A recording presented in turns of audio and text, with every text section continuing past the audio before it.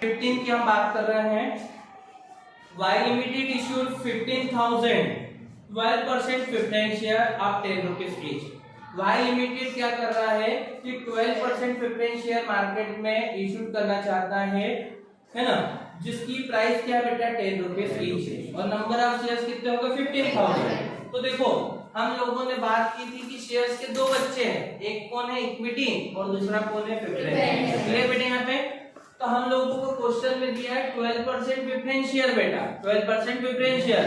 जैसा मेरा नाम है आपका नाम है तो यहाँ पर भी प्रेफरेंस का नाम हो गया 12%, है ना, चमकने की कोई जरूरत नहीं।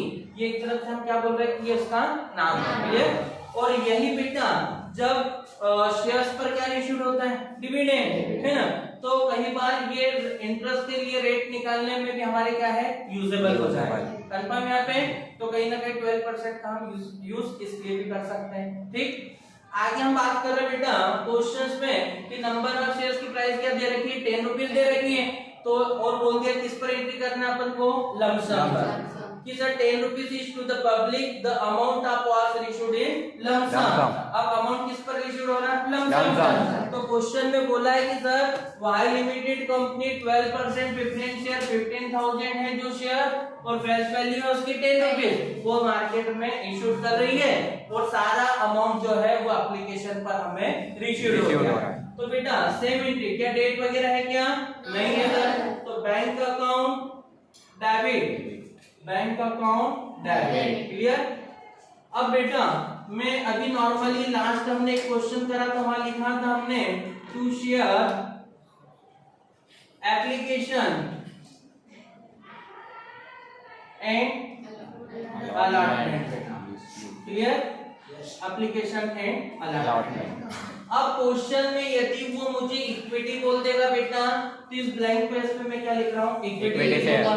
अब यहाँ पर क्वेश्चन ने मुझे नाम दे दिया 12% प्रेफरेंस शेयर, तो मैं क्या लगा दूंगा 12% प्रेफरेंस शेयर। क्लियर? तो एंट्री क्या बन जाएगी sir, bank account debit to 12% preference share application and allotment.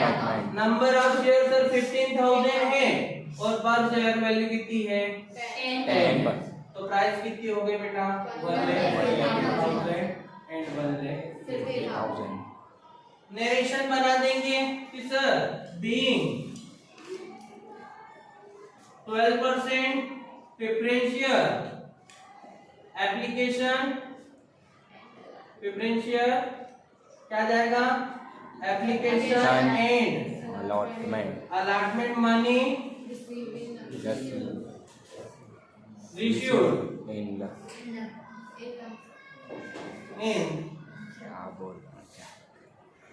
Lump sum. Clear बेटा? मतलब इकट्ठे में। कंफर्म? सेकंड एंट्री, इसी एंट्री को हम क्या कर रहे हैं बेटा, कैपिटल अकाउंट में क्या करना है, ट्रांसफर करना है या ड्यू करना है। तो सर क्या वो हेडिंग यहाँ लिखने की जरूरत है क्या कि when share application allotment money due या ट्रांसफर टू कैपिटल? तो नहीं बेटा, वो तो आपको लर्न करना है कि ये चीज हो रही है। ठीक है? सेकंड एंट्री ट्रांसफर कर रहे हैं तो जो सीआर यूज का जा रहा है डीआर में 12% प्रेफरेंस शेयर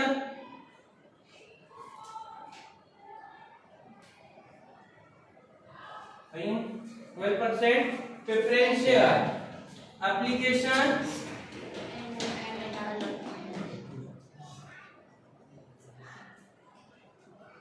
एंड क्या जाएगा बेटा अलॉटमेंट अकाउंट डीआर तो क्या जाएगा है ना, तो आ जाएगा 12% preference share 12% preference share capital. यहाँ पर भी बेटा आपको क्या लगाना पड़ेगा प्रेफरेंस। यहाँ पे अब अमाउंट वही 15,000 नंबर ऑफ शेयर है और पर शेयर प्राइस कितनी है 10, तो कितना हो गया 1,50,000 डेबिट में और 1,50,000 क्रेडिट में। नरेशन बन गया बीइंग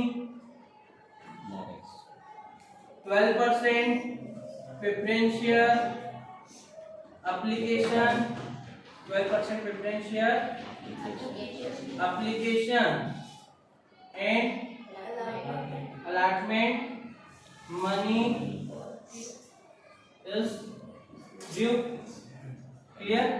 और बेटा क्या कर देंगे हम दोनों साइड का टोटल लगा देंगे। 150 कितने हो गए? 3 लाख। क्लियर है टोटल। अब यदि कोई मुझे यहाँ बोल दे कि सर केस बुक प्रिपेयर करना है, क्या करना है? Case book prepare. तो बेटा 2 मिनट देखिए, हम यदि केस बुक प्रिपेयर करने की बात बोल दे क्वेश्चन हमें, तो ऐसी सिचुएशन में क्या होगा? दैट पार्टिकुलर इनवॉइस नंबर और ये अमाउंट की मालूम होगा, है ना। और यहाँ पर आ जाएगी केस बुक या बैंक बुक, बात एक ही है। तो जब बैंक बुक या केस बुक प्रिपेयर करने की बात करता है तो ऐसी सिचुएशन में ये बैंक वाली एंट्री फिर यहाँ नहीं होती है, वो डायरेक्ट कहाँ पास हो जाती है? बैंक बुक में या फिर केस बुक। तो जो सीआर में है वो यहाँ कहाँ जाता है? DR. 12% preference share, application and allotment, और अमाउंट आ जाता है 1,50,000। कब? जब क्वेश्चन हमें बैंक बुक बोल दे या फिर क्या बोल दे? Case book. तो ऐसी कंडीशन में केस रिश्यूड की जितनी भी एंट्री होगी, ये तो लमसम में एक है, हम अभी इंस्टॉलमेंट पढ़ेंगे तो वहां पे भी आएगी, तो वहां पर केस बुक की फिर जितनी भी एंट्री होती है वो सब कहाँ चले जाती है? बैंक में या फिर केस बुक। और जर्नल में केवल ड्यू की एंट्री दिखेगी। क्लियर यहाँ पे? तो हमने सेकंड क्वेश्चन कंप्लीट किया जहां पर शेयर के साथ में शेयर के 2 बच्चों के नाम थे, एक कौन था? इक्विटी, और दूसरा प्रेफरेंस। तो प्रेफरेंस से रिलेटेड एक क्वेश्चन हमने कंप्लीट किया। ठीक है। अब इक्विटी वाला क्वेश्चन आज आपको होमवर्क जाए।